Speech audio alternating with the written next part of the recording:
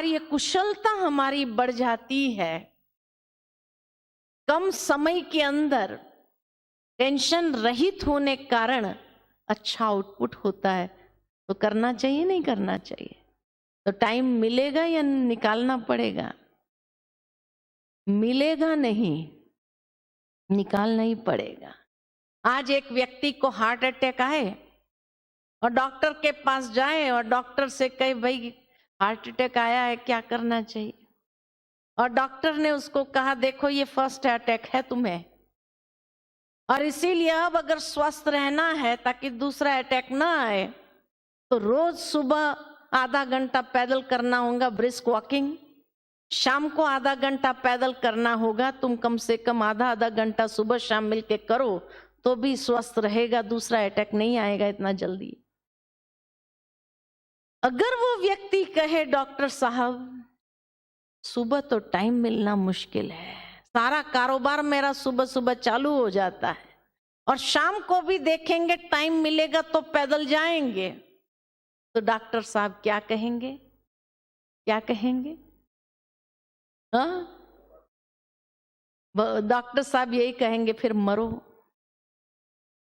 If you do not have time for yourself, nobody can help you.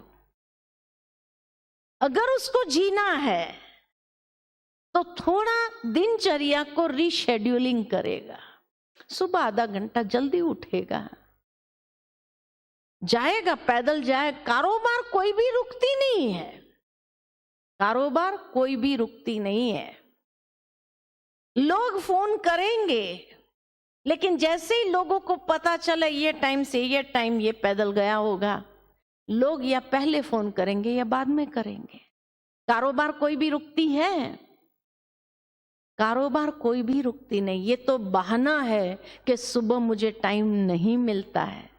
इसी तरह अगर बुद्धि की धार को तेज करने की है, अपनी कार्य क्षमता को ज्यादा अधिक करना है विदाउट स्ट्रेस, तो टाइम निकालना ही पड़ेगा। उसके इंपॉर्टेंस को समझेंगे तो टाइम निकल आता है। थोड़ा सा रीशेड्यूलिंग करना पड़ता है, सहज हो जाता है। तो इसीलिए टाइम अपने आप में तो मिलेगा नहीं, निकालना ही पड़ेगा। आपको कई बार बहनों ने भाइयों ने कहा होगा चलो माउंट आबू, चलो माउंट आबू। हर बार क्या कहा? अरे बहन जी ऊपर वाले की मर्जी होगी तो पहुंच जाएंगे। टाइम निकला तो पहुंच सके कि नहीं पहुंच सके? अगर वैसे कई बहाने मिल जाते थे, कई लोग और भी आने वाले थे आपके साथ, कैंसिल हो गए लास्ट मोमेंट। अरे बहुत काम है, बहुत काम है, अर्जेंट काम आ गया, और आप किसी और की टिकट पर भी आए होंगे, टाइम निकल आया आपके पास में, पहुंच गए, है ना? तो टाइम निकालना नहीं निकालना ये अपने हाथ में होता है। और इसीलिए अगर बुद्धि की धार को तेज करना है तो टाइम तो निकालना पड़ेगा। खाली यहां तक नहीं, नहीं तो भगवान अर्जुन को जैसे कहते विवेकहीन, श्रद्धा रहित, संशय युक्त आत्मा पुरुषार्थ के मार्ग से भ्रष्ट हो जाती है और परम सुख की अनुभूति से वंचित हो जाती है। इसीलिए हे धनंजय, परमात्मा के प्रति समर्पण भाव से और कर्म योग की विधि से तथा ज्ञान युक्त विवेक की तलवार से अज्ञान से उत्पन्न संशय का नाश कर। टाइम नहीं मिलता, ये संशय, ये सबसे बड़ा अज्ञान है। तो अज्ञान से उत्पन्न संशय का नाश कर। कैसे नाश करना है? ज्ञान युक्त विवेक की तलवार से। ये तलवार की धार जब तेज हो जाती है तो अज्ञान नष्ट हो जाता है, और समत्व भाव से कर्म करो तो सर्व प्रकार के बंधनों से मुक्त हो जाओगे। इतनी सुंदर तरीके से ज्ञान का महत्व जीवन के अंदर, आध्यात्मिकता का महत्व भगवान अर्जुन को समझाते हैं।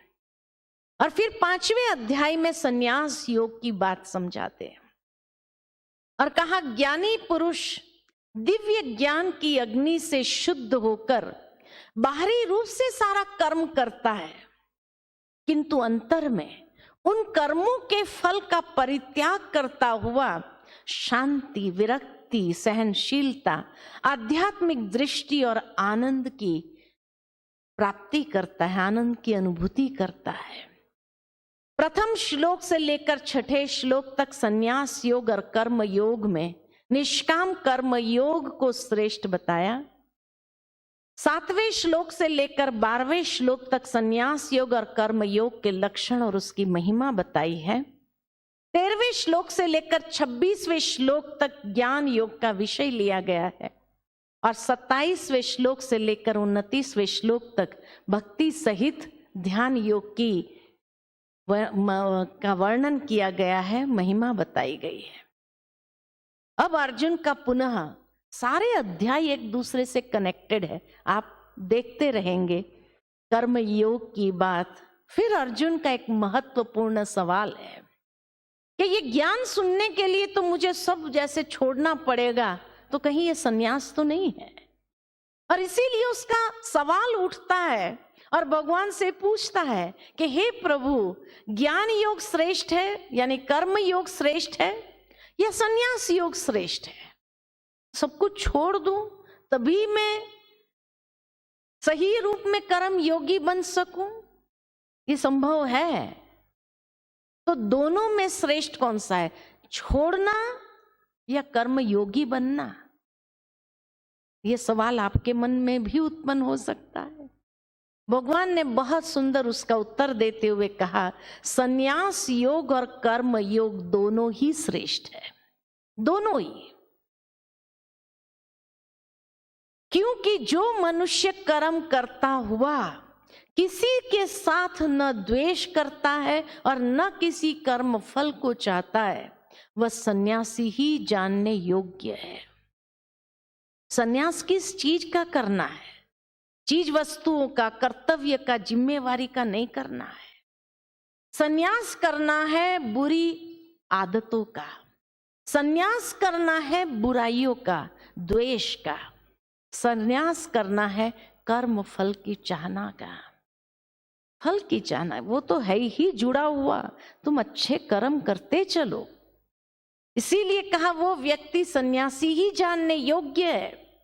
व्यक्ति को बांधने वाला या मुक्त करने वाला उसका कर्म नहीं है।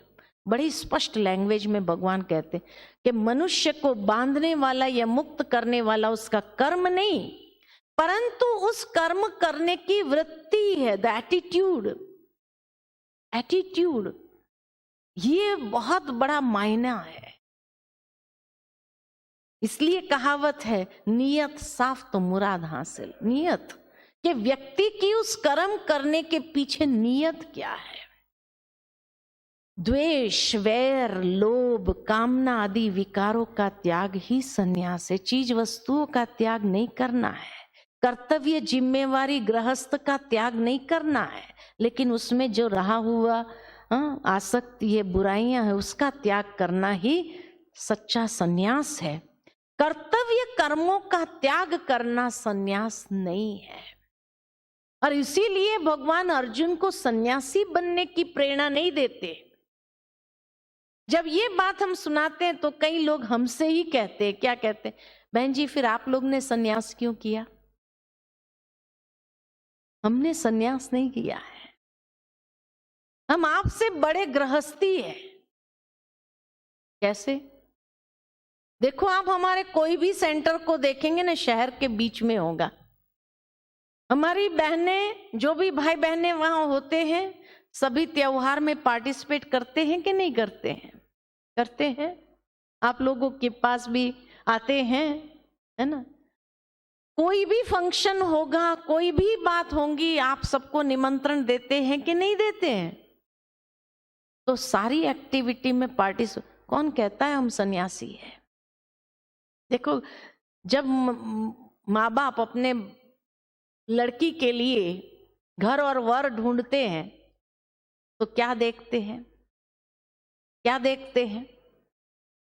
आज की दुनिया के अंदर घर और वर जब ढूंढते हैं लड़की के लिए तो यही देखते हैं कि भाई छोटा परिवार, सुखी परिवार, यही देखते हैं ना, बड़ा परिवार नहीं होना चाहिए, हमारी लड़की नाजुक है, सबका मन नहीं संभाल सकती, इसलिए अगर मियाँ बीवी अकेले रहने वाले तो और अच्छा, झंझट ही समाप्त, है ना। यही ढूंढते हैं माँ बाप अपने लड़की के लिए। लेकिन हमारे अंदर ये विश्वास था कि हम बड़े परिवार में जा सकते हैं और सबका मन संभाल सकते हैं, और इसीलिए ईश्वर के साथ रिश्ता जोड़ा। ईश्वर का परिवार हमारा परिवार। तो एक बड़े गृहस्थ में आए। आप लोग एक छोटे गृहस्थ को चुनते हैं, हम लोग ने बड़े गृहस्थ को चुना है कि ईश्वर का परिवार हमारा परिवार, और इतना जरूर है कि हम सबका मन संभाल सकेंगे, ये विश्वास हमें है कि नहीं। देखो दुनिया के अंदर आप लोगों को अपने गृहस्थ में 4 लोगों का मन संभालना होता है, बच्चों का, माँ बाप का, हाँ, सास ससुर का, पति का, कितना टेंशन रहता है।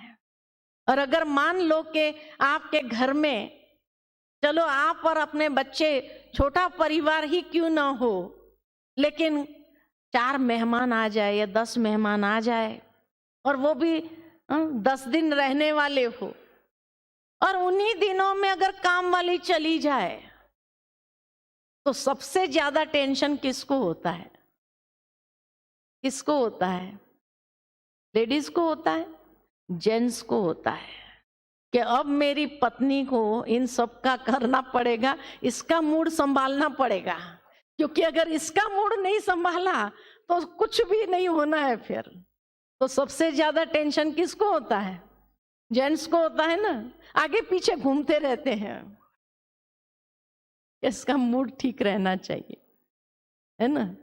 काम ज्यादा हो गया वो भी समझता है, और सबके सामने वो हेल्प नहीं कर सकता है, नहीं होता है तो हेल्प भी कर ले, लेकिन नहीं कर सकता है तो आगे पीछे घूमता रहेगा। और अगर मानो उस समय बच्चों ने आकर के कुछ तूफान मचाना चालू किया और पत्नी को गुस्सा आ गया और 2 थप्पड़ मार दी बच्चों को, मेहमानों ने पूछा क्या बात है, हमारे कारण कुछ हुआ क्या? तो पति क्या, नहीं नहीं आपके, ये बच्चे है ही ऐसे ना, तूफान इतना मचाते हैं। कितना ढकने का प्रयत्न करता है अपनी वाइफ का, है ना। ये साथी का काम है। लेकिन हमारा साथी इतना अच्छा है जो हमारे पास रोज मेहमान आते रहते हैं। यहाँ माउंट आबू में हर रोज एक ग्रुप जाएगा, दूसरा ग्रुप, अभी आप लोग जाएंगे, दूसरा ग्रुप आएगा। हर हफ्ते प्रोग्राम है ही है। 500-600, आपको खाली 10 लोगों को संभालना टेंशन हो जाता है।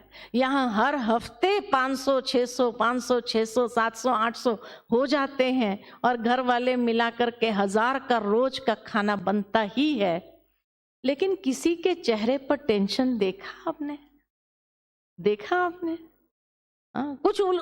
कुछ गलतियां हो गई हो, आपकी सेवा में कोई कमी आई हो, ऐसा हुआ? नहीं हुआ। अरे कमी कहीं ना कहीं तो होती, इंसान जहाँ होता है वहाँ कुछ ना कुछ गलतियां तो होती ही है। लेकिन हमारा साथी इतना अच्छा है कि उस वक्त आपकी आंखों पर ऐसी पट्टी डाल देता है, आपको दिखाई नहीं पड़ता। इतना अच्छा साथी कभी गुस्सा नहीं करता है हमारे ऊपर, और सारा कारोबार वो संभाल लेता है, सारा टेंशन वो संभाल लेता है। ऐसा साथी मिलेगा, इसलिए कि हमारा साथी बहुत अच्छा है। हम बड़े गृहस्थ में इसीलिए आए कि हमें संभालने की जरूरत, वो संभाल लेता है सब कुछ। तो फिर कई बार कई लोग हमसे क्या कहते हैं, अरे बहन जी फिर ये सफेद कपड़े क्यों पहने आपने, रंगीन कपड़े पहनो, बड़े गृहस्थ में तो रंगीन कपड़े पहनो। मैं बहनों से पूछती हूँ कि अगर आपके साथी को जैसे कपड़े पसंद होते वैसे ही पहनेंगे या दूसरा पहनेंगे? अगर आपके साथी को साड़ी पसंद है तो आप ड्रेस पहनने की हिम्मत आपकी लाइक होते हुए भी करेंगे? नहीं। आपका पति अगर, आपका साथी अगर छुट्टी देता है तो आप ड्रेस भी पहनेंगे, सब पहनेंगे। लेकिन अगर साथी को पसंद नहीं तो नहीं पहनते हैं। हमारे साथी को सफेद कपड़े बहुत अच्छे लगते, इसलिए उसकी पसंद हमारी पसंद। और सबसे बड़ी बात मैं अगर आपको बताऊं, सीक्रेट, ये सफेद कपड़े में कई झंझटें से मुक्त हो जाते हैं। सबसे पहली झंझट मैचिंग की झंझट मुक्त हो जाते हैं। नहीं तो मैचिंग में इतना टाइम लगाती है महिलाएं, ये पहने वो पहने, एक करे वो कितना मैचिंग का आपको सोचना पड़ता, कितना टाइम जाता है उसमें। और इतना ही नहीं, लेकिन मान लो कि कोई डिजाइनर ड्रेस आप लेके आए और कोई पार्टी है और वहां पहन करके गए, इतना महंगा ड्रेस खरीदा अपनी पसंद से और वहां गए और देखते रहते कोई कॉम्प्लीमेंट तो करे। और अगर किसी ने कुछ कहा ही नहीं तो पूछते हैं फिर सामने से, कैसा लग रहा है, अच्छा है। और सामने वाले ने कहा ड्रेस तो बहुत अच्छा डिजाइनर लगता है, हाँ डिजाइनर है, बहुत महंगा है। अब ड्रेस तो बहुत अच्छा है लेकिन कलर दूसरा नहीं था क्या? ये कलर आपको मैच नहीं कर रहा है, आपको सूट नहीं कर रहा है। बस उसके बाद देखो चेहरे का रंग कैसा हो जाता है। कब घर जाएं, कब इसको उतारे और दूसरी बार पहनते नहीं है। माना दूसरे के ओपिनियन पर हमारा जीवन चलता है। अब हम सफेद ड्रेस में होते हैं, हमें किसी को पूछना ही नहीं कि कैसा लगता है, बहुत अच्छा लगता है, हमारे साथी को पसंद है ना, हम उसमें बहुत खुश है ना। और सफेद रंग में सातों रंग समाये हुए हैं, है ना, सातों रंग उसमें समाये हुए हैं। आज आपको कहीं भी जाना, हमारा सबसे सहज तरीका सफेद ड्रेस पहना, न मैचिंग का झंझट, न उसके हिसाब से कोई मेकअप का झंझट। आप लोगों को जैसा कपड़े पहने फिर वैसी लिपा पोती करनी पड़ती है। और वो लिपा पोती में कितना टाइम जाता है, हमारा कितना टाइम बच जाता है, कितना टाइम बच जाता है। तो हम सन्यासी कहाँ हैं? हम बड़े गृहस्थी है, आपसे भी बड़े गृहस्थी है, और अपने टाइम को बचाना बहुत अच्छे से जानते हैं, क्योंकि हमारा साथी इतना अच्छा है, सब कुछ करने के बावजूद भी हमें निश्चिंत रखता है कि कुछ भी उलट पुलट अगर हो भी गया तो वो संभाल लेता है, क्योंकि वो सबकी आंखों पर ऐसी पट्टी डाल देता है जो पता ही नहीं चलता है क्या हुआ, है ना। बाकी इंसान जहां है कुछ तो ऊपर नीचे होता होगा, लेकिन आपने 3 दिन के अंदर कुछ देखा? हर कोई जो भी आता है कहेंगे अरे ऐसा लगता है कौन कर रहा है पता नहीं, आप लोगों को भी देखते हैं, सब घूमते रहते हैं, लेकिन कैसे ये काम होता है पता ही नहीं चल रहा है। यही तो मैजिक है यहाँ का, यही तो मैजिक है कि सब कुछ इतना सुव्यवस्थित हो जाने के बाद भी यही पता चलता है, किसी के चेहरे पर आप देखो कोई टेंशन की रेखा नहीं, और सब कोई कार्य कर रहे हैं लेकिन आपको दिखाई नहीं पड़ रहा है। साथ ही साथ जिसके पास भी आप खड़े हो जाओ वो आपको ज्ञान की 2 बातें जरूर सुनाएगा। सोचते हैं कई लोग, अरे भाई जो व्यक्ति काम करता हो वो ज्ञान कैसे सुना सकेगा? नहीं, लेकिन वो भी आपको, एक लिफ्टमैन भी ज्ञान जरूर सुनाएगा, एक माली भी आपको ज्ञान जरूर सुनाएगा, मकान जहां रहते हैं वहां पर मकान संभालने वाले केयरटेकर भी आपको ज्ञान की 2 बातें, उसके साथ खड़े हो जाओ वो भी ज्ञान को जरूर सुनाएगा। और इसीलिए कहा कि ये ज्ञान की ही कमाल है जो कर्म में अप्लाई हुआ है, और कर्म में अप्लाई होने के बाद संन्यास जो किया है वो बुरी वृत्तियों का संन्यास जरूर किया हुआ है।